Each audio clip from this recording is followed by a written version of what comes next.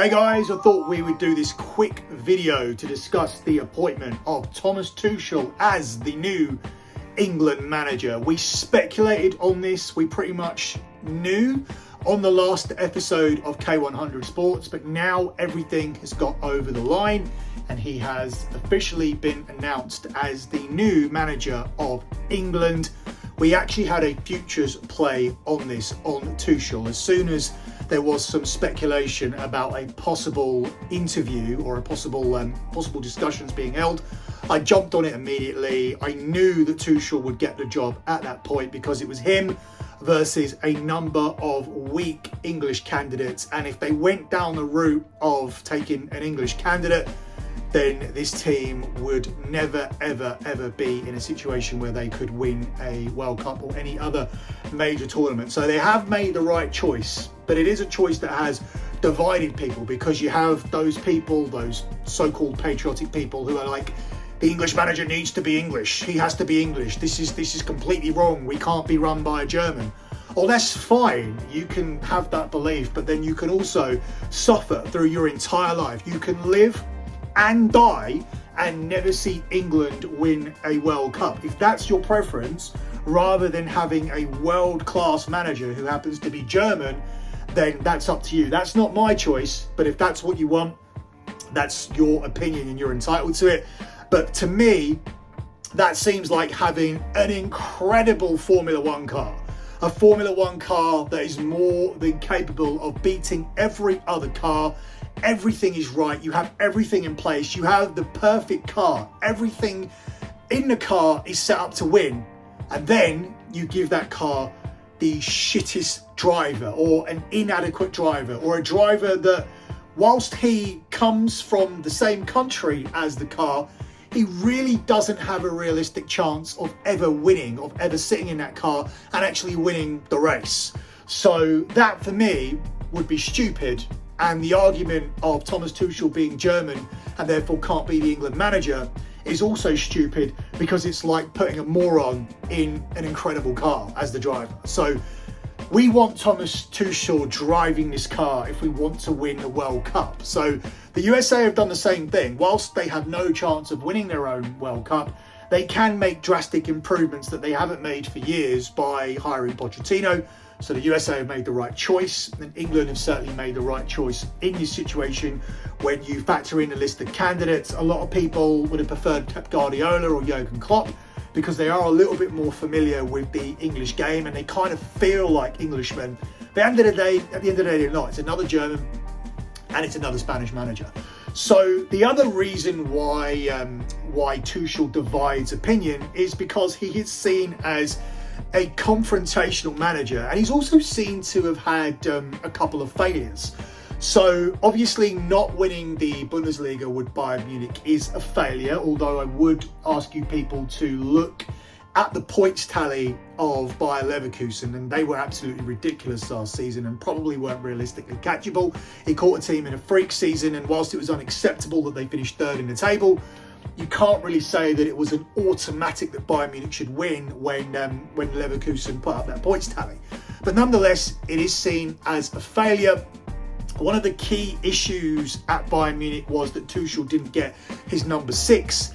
And often the rows that he's had, because this is another reason why he divides opinion, is because he argues with players and he argues with his higher-ups. And that was one of the main reasons he left Chelsea.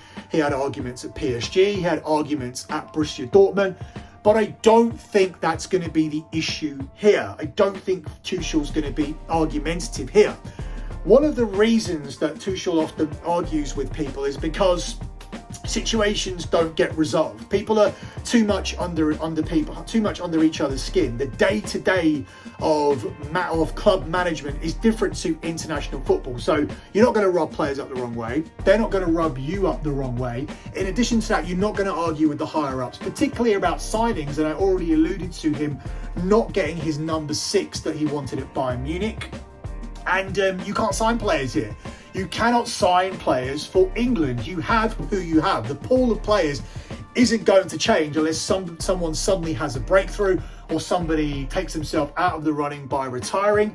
They are the only factors that change. Essentially, English players now will be English players when it comes down to selecting for the World Cup. You cannot argue with your higher ups about buying more players. You cannot argue with them about getting other players to turn English.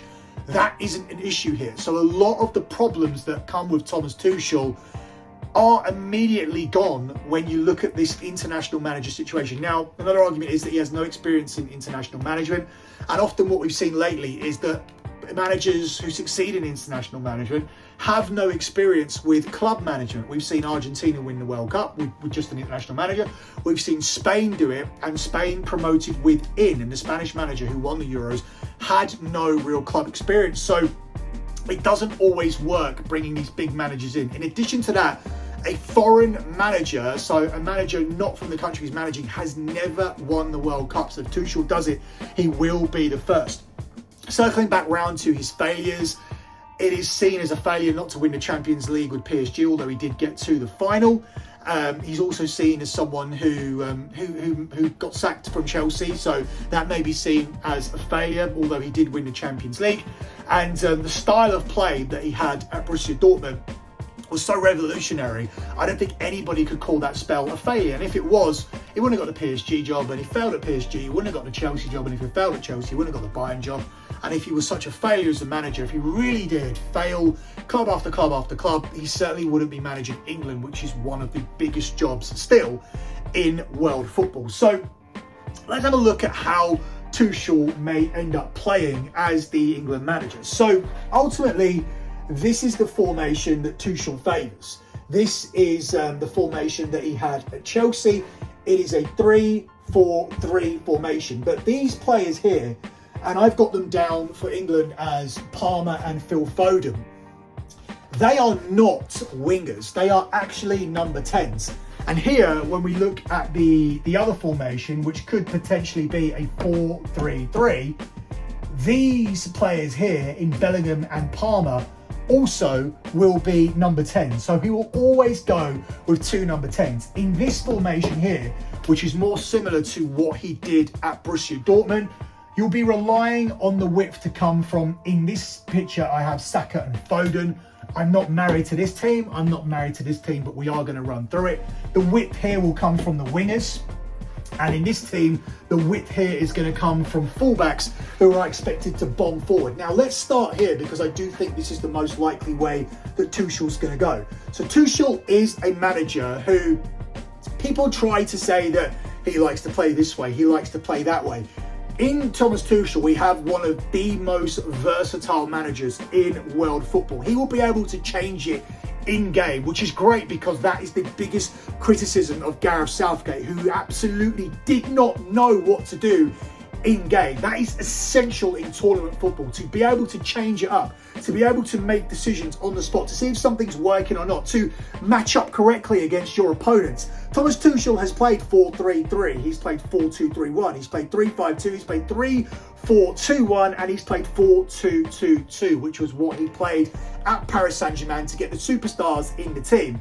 Now, whilst it didn't lead to them winning the Champions League, he did get the most out of Mbappe, and that was the best that Neymar ever looked since he left Barcelona. That was his best season, but it did rely on a ridiculously heavy workload from the fullbacks, because the fullbacks, let me just pick this up, the fullbacks needed to bomb forward and support, and they also needed to get back and do their defending, because that 4-2-2-2 was very, very narrow. The first bank of two were holding players, the second bank of two were the number 10s that he always picks, and the front two were the front two, which was, one of those was Kylian Mbappe, and one of those 10s were Neymar, and they had phenomenal seasons. I think that formation is off the table, because I don't think with England he's going to pick a team here to please the superstars, and that was the situation that he was in at Paris Saint-Germain, and I don't think that it ultimately ended well, and I don't think Tuchel was ever happy catering around the superstars. He was much happier when he was the Borussia Dortmund manager,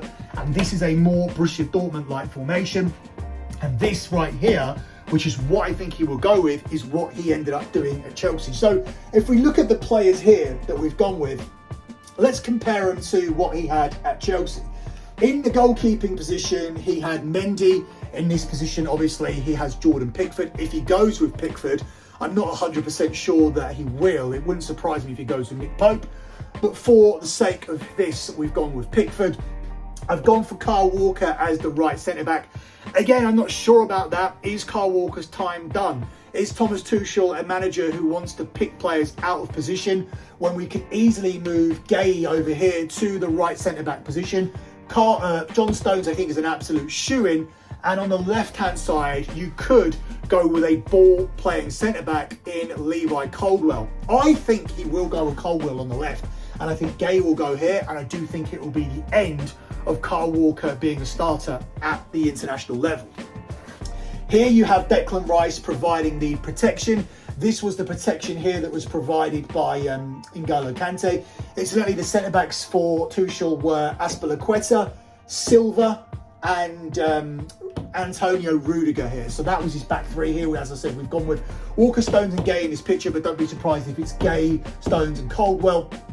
Rice here was providing the protection. This is what N'Golo Kante did. Out wide here, you had the wing back. So this is a 4. This is Rice. Bellingham is your box-to-box player. And these are your wing backs who will have a huge responsibility. In the Bellingham position, we had Jorginho at Chelsea. Out wide, we had Reece James and Ben Chilwell, who are actually English players who you would think that Tuchel would be interested in, but James is constantly injured and Chilwell is not in the thoughts at Chelsea at the moment. He's not being considered as a starter. At the moment, Cucurella is the permanent starter for Chelsea, so it's very unlikely that Ben Chilwell will get into this team. I've gone for Bukayo Saka here because I do think that he wants an attacking player who can get up and down the pitch, and I prefer to take Saka over Luke Shaw, who doesn't even deserve to be anywhere near this team because he can't stay fit. I've reached a point where I'm questioning if Luke Shaw actually even wants to play football and if he actually is fit and playing Call of Duty at home. So for me, I will not be putting Luke Shaw here in my team when I need to get in Bukayo Saka. The reason why I need to get Saka in here is because I don't have Saka as one of my number 10s. In this situation, I've already said that Bellingham would be the Jorginho. Mount and Werner would be Palmer and Foden, so your 2 10s. But Foden could easily be replaced by Jadon Sancho or Jack Grealish because he hasn't really delivered at an international level as of yet. And of course, Harry Kane is the automatic starter in both teams because I do believe that the FA would have consulted with Harry Kane off the back of what happened at Bayern Munich because, as I said, it is widely considered as a failure. But if Harry Kane was asked about it and what he felt about Thomas Tuchel, and Harry Kane said that he wasn't a fan of Tuchel, Tuchel wouldn't be in the job. So I believe that Tuchel has received a ringing endorsement from Kane, who will be his captain and he will be the striker, whether they go with what Tuchel did at Chelsea or whether they go with what Tuchel did at Borussia Dortmund. So we look at this next, and I do feel this is more unlikely given the personnel that England have available. And I do feel that this team here, whilst it would probably be more exciting because Dortmund were a very exciting team, it would be catering to more so to the players that England have available, as opposed to how Tuchel wants to play and how Tuchel wants to win. So again, Pickford in goal. Out wide, I have gone with Shaw here because you do need a proper left back and the options are very limited for England. Trent Alexander-Arnold, I feel, will be the right back or the right wing back. He's in both teams, as is John Stone, as is Mark Gay, either as a right-sided centre-back, a left-sided centre-back in this situation if Walker plays, or here in a 4-3-3. I've got Declan Rice protecting. I've got 2 10s here, even though I've put Bellingham here. This is simply because I'm trying to convey that Bellingham will be more like your box-to-box player in this situation. Cole Palmer is the 10. Saka is out wide, Foden is out wide, but once again, I'm debating the inclusion of Foden. Do not be surprised to see Jadon Sancho in this position or even Marcus Rashford getting his way back in, because if Tuchel's going to go with wide players and he's got his 2 10s here, these wide players are going to have to stay wide. He likes them to pull people out wide, and therefore the fullbacks in this situation are a little bit more defensive like they were at Borussia Dortmund. Here you had Aubameyang in the number 9 position. You had Kagawa in the Palmer role. You had Mkhitaryan and Marco Reus providing the width. You had Gundogan in this position here. And Gundogan and Kagawa were the 2 10s. You had Weigl Weigl coming in and doing the Declan Rice job. So for Arsenal fans that are looking at this and saying, well, Declan Rice shouldn't be a number 6, he's a number 8 now, that doesn't matter for Thomas Tuchel, because Weigl was a player that came in for Sven Bender. And for people that don't know, Bender was very much a player who broke up the play, very much your CDM. He did a very good job for Borussia Dortmund. Instead, he went with Weigl, who's a very young player, a ball-playing player.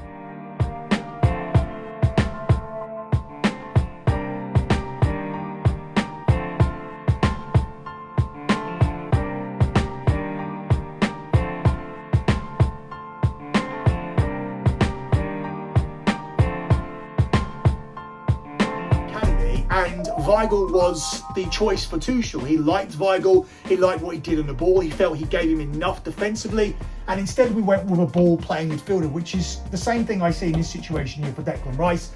And obviously here at the back, where we've got Alexander-Arnold, Stones, Gunther and Shaw. For Borussia Dortmund, we had Gunther, Piszczek, Socrates and Mats Hummel. And the goalkeeper was Berkey.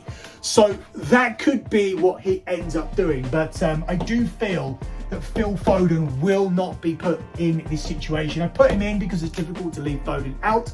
But Thomas Tuchel will not find it difficult to leave him out if he's underperforming, and I don't think he'll put Foden out here as a winger, because he likes his wingers to play very wide. This is kind of like what he ended up doing at Bayern Munich, but this was to cater to what he had. He had a lot of wingers there that needed to play. They weren't necessarily number 10s. When you're looking at Gnabry, we're looking at Sane, when you're looking at Kingsley Coman, these are out-and-out wide players. So he kind of had to adjust to what Bayern Munich have. And ultimately, I don't feel he ever really got the signings that he wanted, other than Harry Kane being that number 9 that he wanted, but it didn't lead to Bayern Munich winning the league, which is why there are these doubts over Tuchel. I have no doubts over Tuchel. I do believe that he is the best manager for the job, and I believe he's perfect for tournament football and this remit. At the end of the day, he won the Champions League with Chelsea. He outcoached Pep Guardiola when it mattered in a Champions League final. This is what England need. They need to be able to win tournament games. They need a manager who can individually set up for individual teams. They need someone who's versatile, and that is Thomas Tuchel. When you look at 4-3-3, when you're looking at this formation here, when you're looking at the 3-4-3, which is what it is, but it could also be seen as a 3-4-2-1. However you want to look at it, Thomas Tuchel is versatile. So 4-3-3, 4-2-3-1, 3-5-2, 3-4-2-1, 4-2-2-2, which he did at PSG. He has done it all. You cannot put Thomas Tuchel into a box. You cannot say he's an attacking manager. You cannot say he's a defensive manager. He is the manager that he needs to be for individual games, and that is a good omen for tournament football. It also shows that he can change it up in the games, and his remit at the end of the day is to be successful for 15 games, approximately 15 games. He needs to come in for 15 to 18 games, get England to the World Cup and win the World Cup. There will be 7 tournament matches that he needs to see us through. Obviously, the tournament really starts when England get through to the round of 16. If he has those peach easy draws that were gifted to Gareth Southgate, then I do believe that England have an incredible chance of winning a major tournament, something that I never felt was the case under Gareth Southgate. And we have that chance because we have a versatile manager who I think can be successful when it comes to tournament football, with a proven track record of being able to change the game in-game. Someone who's taken on Pep Guardiola, who many people wanted as the manager, but he beat Pep Guardiola. He got Chelsea to other finals. He got PSG to a Champions League final. Nobody else has ever done that. And for me, this is the right man for the job. Thanks for watching. Thanks for listening.